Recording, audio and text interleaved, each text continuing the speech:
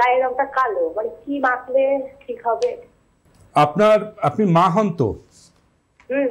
আপনার লজ্জা করছে না এই কথাটা বলতে, যে আপনার মেয়ের রং কালো, কি মাখলে ফর্সা হবে? আপনি মেয়েকে সুশিক্ষা দিন, আপনি মেয়েকে সুশিক্ষা দিন যাতে মেয়ে 10-এর একজন হয়।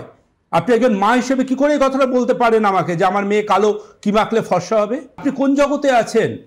কেন মা কালীর পুজো দিতে যান উপোস করে? আপনি গর্বিত যে আপনি একটি কন্যা সন্তানের মা, আপনার বাড়িতে মা স্বয়ং আদ্যাশক্তি আছেন।